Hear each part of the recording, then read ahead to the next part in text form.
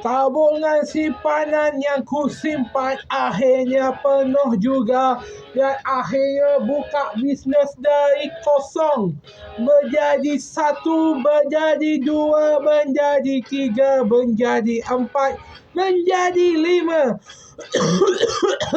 Memang gempak. Bisnes akhirnya berkembang, akhirnya tabungan pun penuh, akhirnya buka bisnes.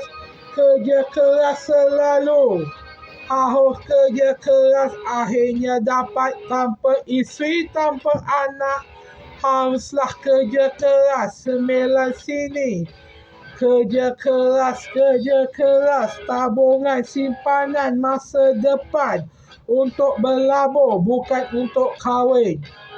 Tabungan kahwin dengan tabungan berlabur itu bias, itu benda yang berbeza.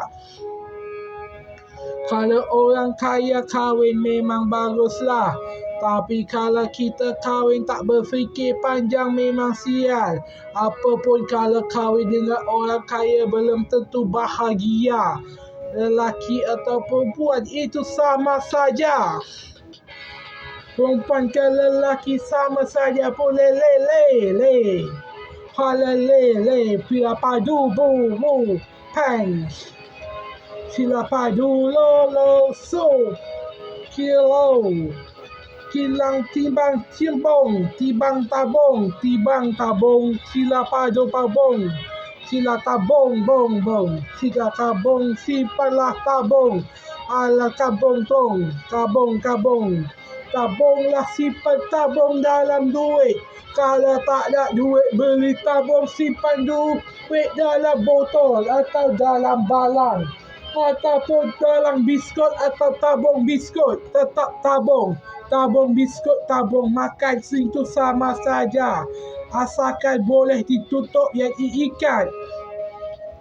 Ingatlah, simpan duit baik-baik. Jangan sorokkanlah duit baik-baik. Barulah boleh berlabur, baru boleh. Janganlah engkau nak sapu sangat muka orang dengan duit. Itu hanya merugikan diri sendiri. Bapa dudu, sila padu lo. Oh, duit. Bukan senang nak cari duit.